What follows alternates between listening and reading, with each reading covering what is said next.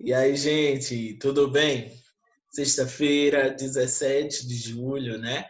Mais uma aula aí de português chegando à sua casa. Última aula da semana de português, né? Vocês vão ter outra aula aí, eu acho.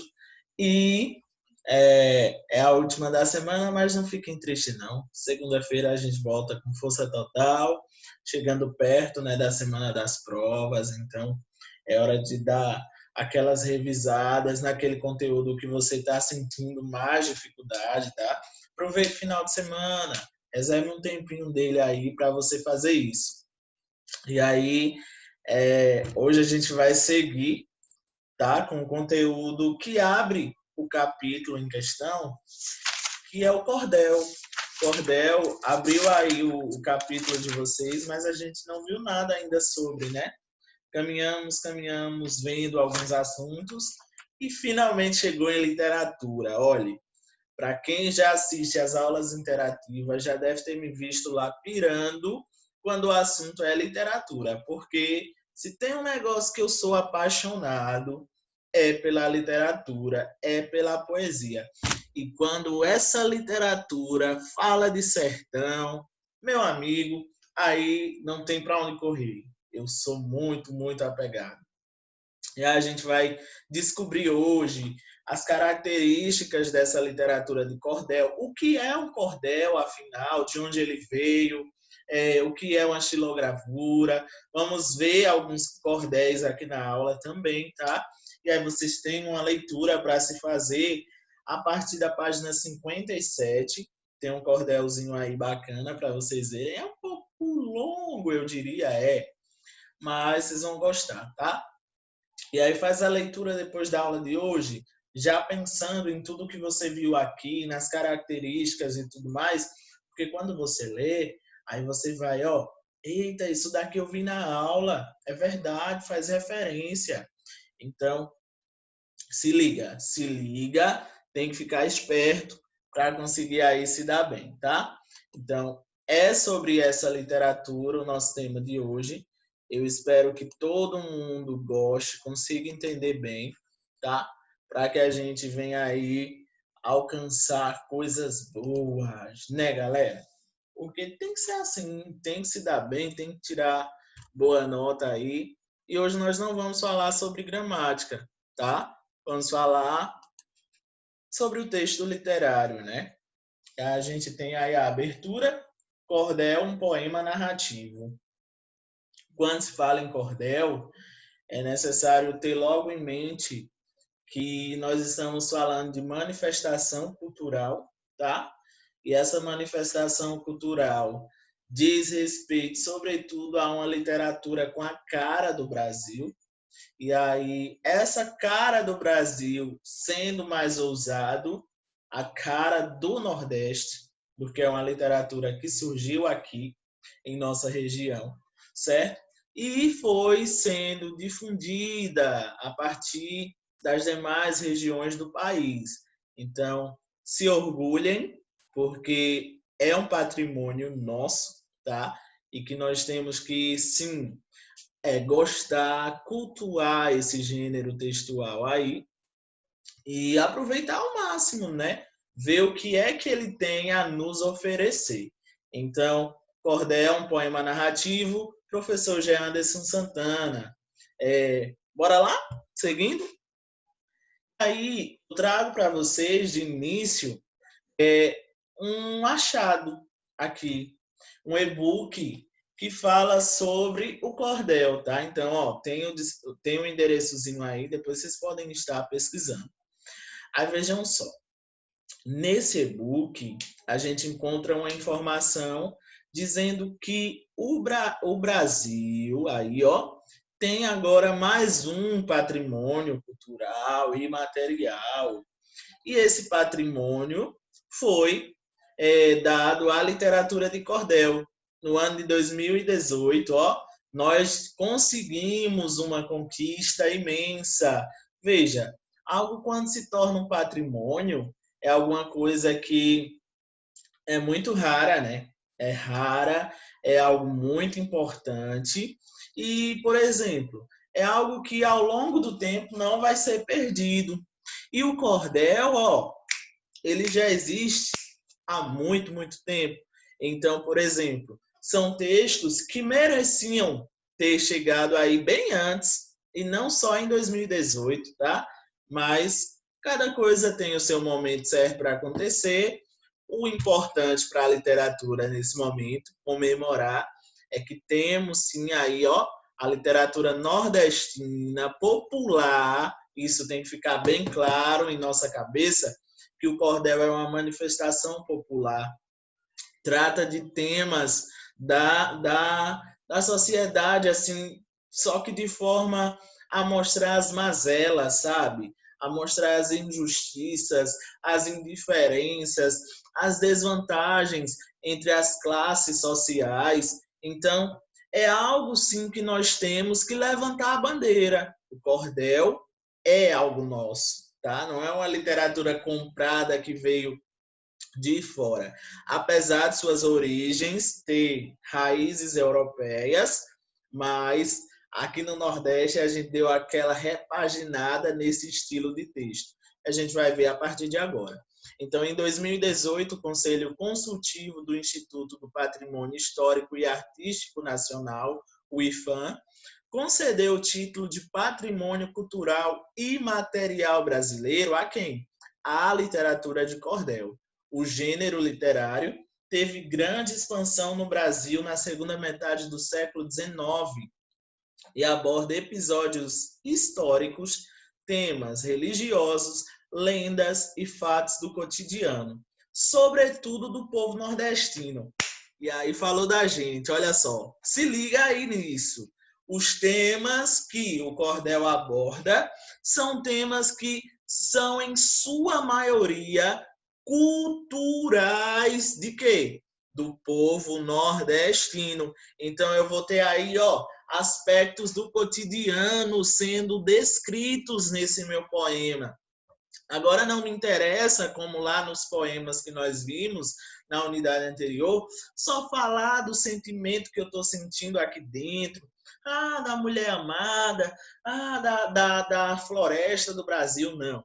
Agora eu vou descrever situações reais do cotidiano a partir desses poemas, tá? E aí vejam, ó, geralmente abordam episódios históricos com temas religiosos, lendas e também ele, dentro dessas lendas, né, vai falar sobretudo da questão folclórica mesmo.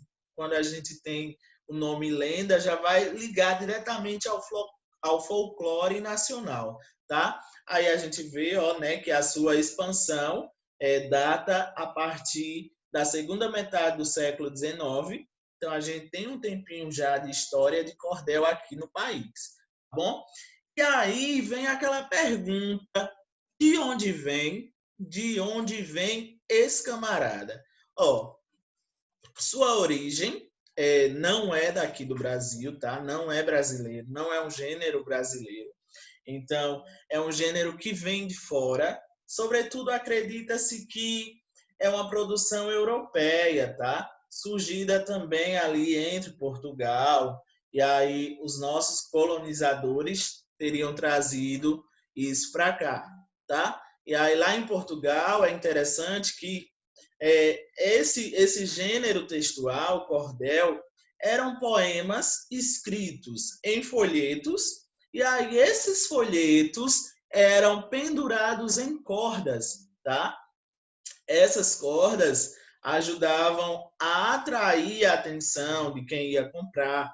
E aí o poeta, ele cantava esse poema dentro dos folhetos, tá certo?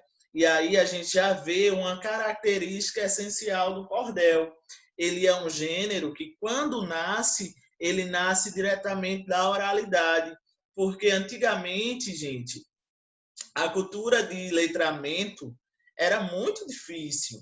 A gente ter pessoas já alfabetizadas. E aí, como é que essas histórias eram feitas? Eram criadas e contadas, tá? Em grandes rodas de conversas e tal. Então, eram cantadas e declamadas e assim ela não se perdia durante o tempo, tá? Só que aí, por exemplo, mesmo eu contando, mesmo eu declamando, há sim poemas que se perderiam. E aí, talvez, foi dessa necessidade de se guardar e se registrar tais poemas que veio essa ideia de registrá-los em folhetos. Aí vamos ver o que é que o texto diz para a gente. O nome cordel vem de corda, cordão. Esse é o nome que ficou consagrado no Brasil em referência à poesia popular, que em sua origem era vendida sob a forma de folhas soltas, penduradas em um cordão. Tá vendo aí? Então a gente tem que a origem do cordel vem da palavra corda, tá? Ou cordão, que aí esses poemas eram feitos, né, nessas folhas e essas folhas eram penduradas aí. A gente vê que acredita-se que essa produção tem origem na Europa medieval, mas não se sabe ao certo quando surgiu. Alguns pesquisadores indicam que a prática vem do século XII, outros que começou no século XVII, aqui chegando com os colonizadores portugueses. Então, tá vendo aí? É uma prática bem antiga, né? Vocês vão ver que essa imagem aí, ó, do lado, faz total referência a esse gênero. Por quê? Porque geralmente acredita-se que quando ele surgiu, realmente os poetas eles cantavam esse gênero. Era um gênero feito para ser cantado e declamado. E a gente vai descobrir lá no primeiro ano do ensino médio, quando vocês chegarem, algo chamado de trovador. Os trovadores, eles cantavam muitos poemas. Será que o cordel não foi cantado por algum trovador? Coisa para vocês descobrirem aí mais à frente, tá? Então, fica só essa breve introduçãozinha para a gente de que o cordel não é de origem brasileira, tá? Mas ele foi muito consagrado aqui no país. E quando aqui chegou, por mais que a gente continuasse com o nome lá de cordel, de ter a mesma estrutura do folheto, outras características vieram ser nossas, tá? Que é o que a gente vai ver a partir de então. Aqui eu trago para vocês uma imagem de como vocês encontrarão esses cordéis. Eu me lembro de uma viagem que fiz até o Ceará. A gente foi conhecer lá a casa do Patativa do Assaré, então muito, muito legal, tá? Tem muitos cordéis, muitos prêmios que ele ganhou. E aí a gente ouviu declamações. É muito rico de se ver, tá? E aí aqui nós temos um exemplo de como esses poemas eles eram vendidos. Eu tinha aí uma feira livre mesmo, pode imaginar, feirinhas aí que a gente conhece. E aí nessas feirinhas eu tinha os cordelistas ali fazendo o quê? Penduravam seus cordéis nesses cordões e começavam a declamar para chamar a atenção do público, para ver do que se trata. É interessante que muitos cordéis eles terminam com uma deixa para que você compre o próximo cordel. Então, tem cordéis que são assim, tá? Que vocês vão ler e aí no final dele ele manda você comprar o próximo volume, o próximo número, para que você veja o fim da história ou a continuidade dela. Dentro dos cordéis, aqui no Nordeste, há muito do que se falar sobre Lampião. Então, Lampião, temas políticos, são assuntos corriqueiros aí dos cordelistas, tá bom? Então, bora seguir. Passando desse momento, o livro de vocês ele vai abordar esse romance do Pavão Misterioso. Tem um trechozinho que fala sobre ele. É interessante que vocês leiam. E se vocês conseguirem, procurem na íntegra, porque é um poema muito interessante de ser analisado, tá? Inclusive, ele é um dos cordéis mais antigos, digamos assim, que se há notícia e conhecimento aqui no país. No Brasil, esse estilo de produção literária esteve presente desde o tempo da colônia, tá vendo? Algo comum também no resto da América Latina. Por aqui, foi influenciada pela poética dos índios, pelas histórias e tradições dos negros, pelos vaqueiros e tropeiros. Se caracteriza por ser uma forma popular e brasileira de expressão literária que se fixou fortemente no Nordeste do Brasil e cresceu especialmente a partir do século XIX. Gente, eu fico muito feliz quando eu leio algo assim. De verdade, muito feliz. Queria estar agora em sala de aula com vocês, olhando para vocês, passando essa sensação que eu estou sentindo agora, porque assim, é muito bonito você ver uma literatura que não foi feita para uma massa grande, para pessoas que eram letradas, para pessoas que tinham grande riqueza. Não.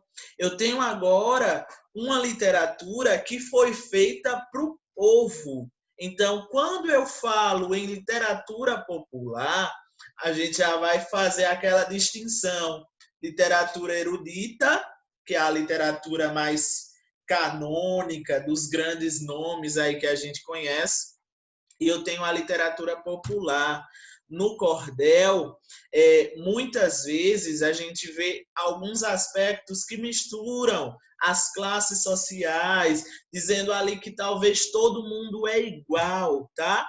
Então eu tenho uma literatura feita para o povo, aquele povo que ora era esquecido, que ora não tinha acesso a tais livros porque eram caros. Eu tenho um folheto que tem uma grande quantidade de textos poéticos aí e vendidos de forma barata, tá? Que cabe no bolso daquelas pessoas. Então, vejam, no seu início, o cordel, ele deu voz a pessoas esquecidas. E aí ele traz grandes discussões sobre temas que mereciam ser discutidos há muito tempo, e a gente não via isso nas literaturas, tá bom? Então vejam aí, ó, é algo que tem grande poder aqui no Nordeste. É algo que foi difundido, né, no país, mas sua grande circulação se concentra aqui. Em alguns estudos, acredita-se que a primeira manifestação foi na Bahia, tá? Mas aí a gente tem que estudar mesmo e ver. Algumas coisas que eu estava lendo realmente data que o primeiro cordel encontrado teria sido no estado da Bahia e depois se difundido nesse Nordeste e país, tá? Aí tem aí um trecho do romance, tá? É o Pavão Misterioso, de João Melquiades Ferreira, e aí é um dos folhetos mais famosos e lembrados da literatura do cordel. Estima-se que ele foi escrito em 1923. Então estamos o quê? 2020, 1923, a quantidade de tempo aí que nós temos. Pouquinho, né? Bem pouquinho. Bora lá. Aí aqui vejam só um trechinho que está no livro de vocês. Romance do Pavão Misterioso, perdão. Falando em povo, fui falar povão. Romance do Pavão Misterioso, João Melquiades Ferreira. Eu vou contar uma história de um pavão misterioso que levantou voo na Grécia com um rapaz corajoso, raptando uma condessa, filho de um conde orgulhoso. Residia na Turquia, um viúvo capitalista, pai de 2 filhos solteiros, o mais velho, João Batista, então foi o filho mais novo. E aí a gente vai ter a continuação desse texto aí. Pesquisem, é muito bacana, tá? A gente segue chegando nas principais características desse gênero textual. Então, só por aquele cordel ali que eu li, já dá para se perceber muita coisa que vocês já conhecem. Vamos voltar lá para a gente ver, ó. Se liga nessa estrutura desse texto. É similar ao poema. Se é similar ao poema, vê, tem lá, ó, tem um título, tem aqui o nome do cordelista, que é a pessoa que escreve o cordel. Tem aqui o quê? Um texto dividido em estrofes e versos. E aí eu percebo dentro desse texto uma quantidade de rimas, uma quantidade, ó, de sonoridade e ritmo, tá? De palavras que fogem da norma padrão, da norma culta, e talvez seja um dos principais aspectos que deixem essa leitura aí mais popular, mais cara de gente como a gente, tá? Então eu vou ter aí, ó, todo esse aparato de características para ser vista no cordel. Veja, é um poema narrativo. Por quê? Eu vou voltar aqui só para vocês verem com calma. Eu vou contar uma história de um pavão misterioso que levantou voo na Grécia com um rapaz corajoso, raptando uma condessa, filho de um conde orgulhoso. Parece que ele está narrando algo, né? Diferente dos outros poemas que nós estudamos, o poema, literatura de cordel, a literatura de cordel, ela traz grandes aspectos da narrativa. É como se fosse um texto narrativo lá, uma obra em prosa, mas escrita em verso, tá? Aí a gente vai ver que se é um poema narrativo, ele vai trazer os elementos da narrativa dentro dele. Eu vou ter narrador, eu vou ter personagem, esses personagens terão nomes, e a maioria desses nomes são nomes assim, como a gente conhece. Ah, Joãozinho, filho de Maria. Pedro, filho de Joaquim. Chicó, enfim. Vai ter lá, né? Esses nomes sempre associando a uma característica do sujeito. Olha nós aí falando um pouquinho de, talvez, oração subordinada adjetiva. Quem sabe? Vamos encontrar por aí. Então, vejam, eu vou ter narrador, vou ter personagem, vou ter enredo, aí vou ter lá o início da minha história narrativa, vou ter o conflito dentro daquela história, que é a situação, o problema, que faz a narrativa evoluir, aí vou ter as complicações ali dentro, e vou ter também o clímax, né? Aquele momento mais eufórico da narração. E, por último, o desfecho. São elementos a serem observados quando eu falo em narrativa, tá? Outro fator interessante que vocês precisam ver é a questão da sequência temporal.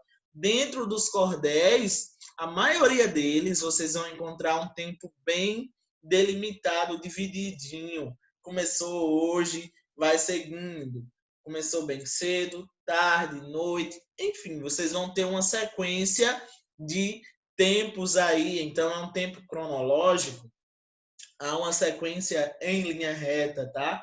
Não vai ter aqueles momentos de flashback em que os personagens lembram de momentos já vividos, tá? Então, bora aqui. Estrofes e versos. Então, não é um texto que vai ter... Deixa-me lembrar o nome. Parágrafo. Lembrei. É um texto que não vai ter parágrafo. A gente não fala parágrafo em cordel. A gente fala estrofe, porque é um poema. E se é poema, dentre as características do poema, diz lá que ele é um texto feito com estrofes e versos, tá? E aí nós vimos que o poema, ele possuía algumas regras para ser produzido. No cordel, essas regras vão ser bem rígidas. Apesar do poema ser gostoso de se ouvir, gostoso de ler, a gente vai ter aí regras a serem seguidas que estarão ligadas diretamente à questão da métrica. A métrica é aquele momento que o poeta, o cordelista ali, ele vai fazer cada sílaba poética obedecendo a um estilo daquele cordel, seja uma cestilha, e diferentes tipos de versos poéticos que nós temos, tá? Então, bora lá. Essa métrica vai estar diretamente ligada na quantidade de sílabas poéticas dentro desse cordel. Eu não tenho a contagem de sílaba poética do mesmo jeito que eu separo uma sílaba quando lá o professor colocava. Separa o nome batata. Aí você ia, batata. Não. No cordel e no poema, essa separação é diferente. Ela é separada através do som. E a gente vai ter que observar algumas regrinhas de que, por exemplo, vogal com vogal, se tiver em sílabas diferentes, essas sílabas vão se juntar e se tornar uma só. Então, é algo a ser, né, bem divididozinho, quase não sai a palavra. E aí, no final, quando é que termina essa contagem? Sempre na última sílaba. A sílaba tônica mais forte ali do verso, tá? É onde vai terminar a contagem. E aí você vai ver se aquele verso tem 3 sílabas poéticas, 5, 7, 9, 10, 12. Isso vai depender dessa sua separação e contagem. Outro fator interessante é que o cordel ele possui rimas, tá? Além das rimas, né, que são estrofes que têm sons parecidos. Então eu vou ter lá nos versos, perdão, sons bem parecidos dentro da estrofe. E aí, outro fator interessante é a questão da sonoridade.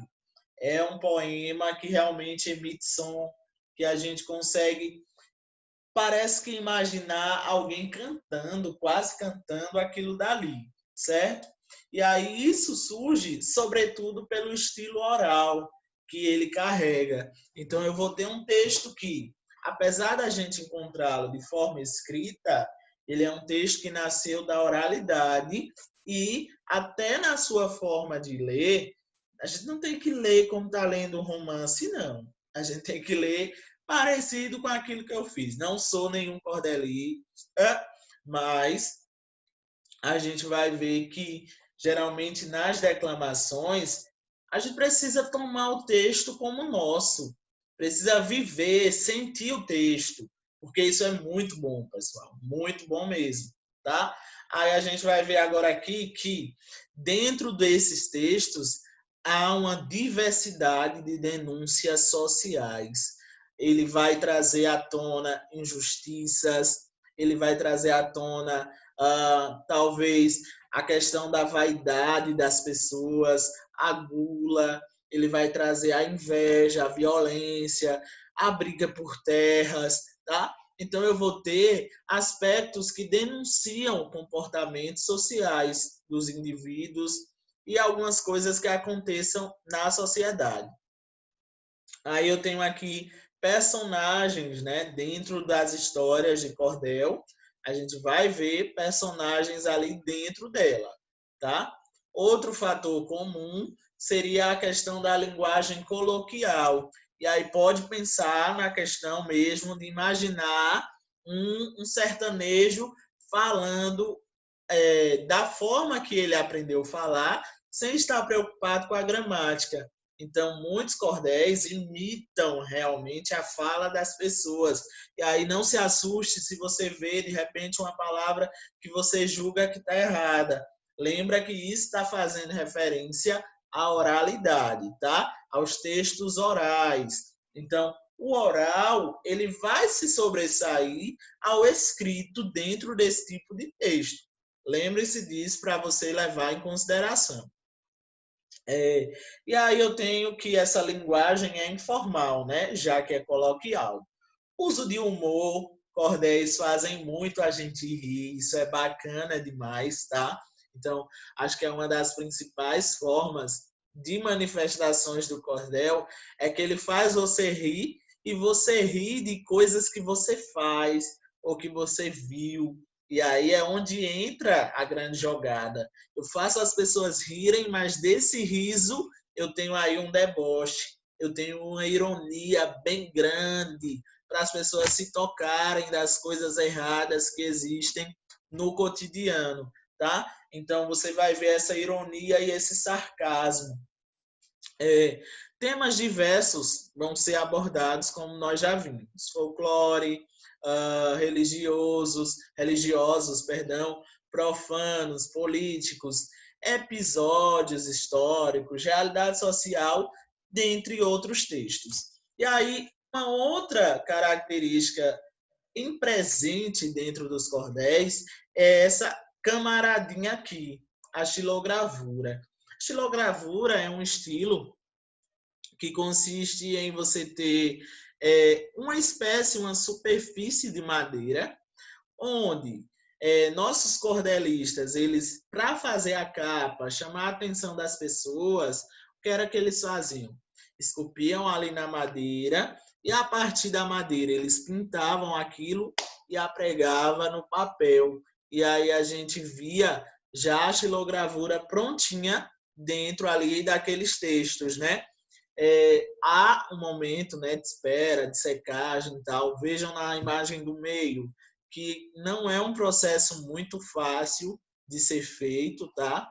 Hoje, claro, o cordel a gente já não vê com tanta frequência em feiras, em bancas de revista, infelizmente, mas é uma cultura que não vai deixar de existir, certo? Porque a gente tem um grande acervo de cordéis aí. E aí, assim, com a diminuição de vendas, talvez a diminuição da xilogravura vá ocorrendo também, né? Sobretudo porque a gente está vivendo num período muito tecnológico, e aí eu já posso fazer tais xilogravuras a partir de impressões digitais. E aí vocês vão ver hoje em dia que já tem xilogravura que não é mais preto e branco, é o desenho colorido, mas é fantástico de se ver, tá, gente? Fantástico mesmo. No período de faculdade, a gente teve um professor que ele escreve alguns cordéis e aí ele também faz xilogravuras. Muito interessante de se ver. Aqui eu trago para vocês um grande nome, tá? Dos cordéis aqui da nossa história, eu diria, Patativa do Assaré. Eu falava no início que eu já fui até ver um pouco do seu acervo no Museu do Patativa do Assaré, muito, muito, muito, muito legal mesmo. Se você tiver uma oportunidade de ir, vá, fica no Ceará, tá bom? E a gente tem aqui o seguinte, ó, o poeta Patativa do Assaré, nascido em 1909, morto aí, ó, em 2002, é um dos maiores nomes da poesia nordestina no Brasil, reconhecido internacionalmente. Sua obra conta sobre a vida do povo sertanejo, suas dores e lutas através de uma linguagem informal, com as palavras do homem simples da roça. Olha que coisa interessante. O poeta foi consagrado, é extremamente reconhecidíssimo, e olha como ele apresenta a linguagem, uma linguagem da roça, para pessoas simples, com palavras simples. A gente vê que hoje em dia os textos são bem pensados, há muita, sei lá, escolha da palavra certa, a palavra mais bonita. Isso vai deixando, às vezes, a beleza literária de lado, tá? Eu busco a estética, mas esqueço daquilo que o poema e a poesia têm de melhor, que é de tocar o leitor, que é de fazer o leitor se sentir dentro do texto, refletir sobre aquele texto, tá bom? Então, vamos ver aqui, continuando, o que é que ele fala. Patativa desenvolveu sua arte, sobretudo por meio do repente da literatura de cordel, ganhando projeção a partir dos anos 60, quando tem o poema Triste Partida, musicado pelo mestre Luiz Gonzaga. Depois procurem, tá? Essa canção, que é muito bonita. E aí vocês viram agora que a canção, a letra de canção, na verdade, foi um cordel, tá? Um poema narrativo. Aí eu escolhi esse poema aqui, lá nesse site, ó, Cultura Genial, vocês podem estar vendo, lá tem vários poemazinhos dele e também análises desses poemas, certo? Então, A Terra é Nossa, Patativa do Assaré.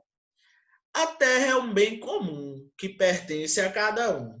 Com seu poder além, Deus fez a grande natura, mas não passou escritura da terra para ninguém.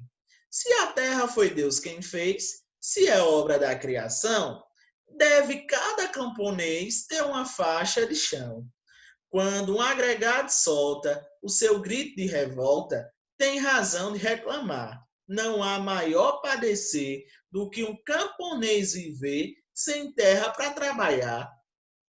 O grande latifundiário, egoísta e usuário, da terra toda se apossa, causando crises fatais, porém nas leis naturais sabemos que a terra é nossa. Veja, aqui nesse verso, vocês conseguem ver que há uma fala diretamente para o camponês, né? Você consegue enxergar que há uma crítica latente aí muito forte sobre a questão da divisão de terras, né? A reforma agrária no país foi um assunto muito polêmico, até hoje né? E a gente vê que há uma crítica aqui do cordelista, sobretudo no sentido de que a terra deveria ser repartida, mas de forma justa. Olha o que ele fala, que a terra é um bem para todos, é um bem comum, que pertence a cada um. Aí vê, Deus fez para que todos, né, usufruíssem dela sem escritura alguma. E aí vejam só, ele diz que cada camponês deveria ter uma faixa de chão. Aí ele diz aqui, que quando um agregado solta o seu grito de revolta, tem razão de reclamar. Não há maior padecer do que um camponês viver sem terra para trabalhar. Então eu vou ter ali aqueles empregados, os grandes coronéis, vivendo ali, plantando para eles, e de repente ele se cansa. Ele diz assim, não, está errado, eu também tenho que ter o meu pedaço de terra, eu também tenho que ter o meu lugar no mundo. E realmente, né, gente, isso tem todo sentido. Quando ele fala no grande latifundiário, egoísta e usuário, da terra toda se apossa, ele traz uma crítica bem grande sobre os patrões, sobre os coronéis, que usam terras para plantar coisas, mas também para dar comida para animal, para fazer pasto, essas coisas assim, enquanto há pessoas que passavam fome, que necessitavam de uma terra para plantar, para fazer suas casas, certo?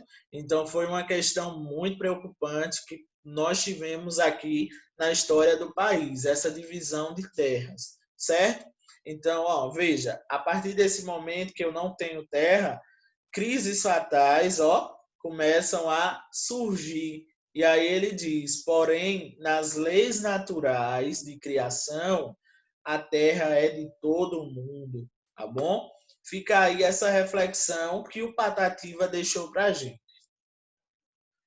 Aí, para não se prender só no Patativa, alguém mais, digamos assim, lá de outras décadas, eu trago para vocês um poeta mais contemporâneo. Então, eu trouxe aí Braulio Bessa. Braulio, ele é de nossa época, né? E a gente vê que não estou desmerecendo jamais Patativa, nem poderia, porque o tanto de coisa que esse cara tem, assim, construída é imensa, tá?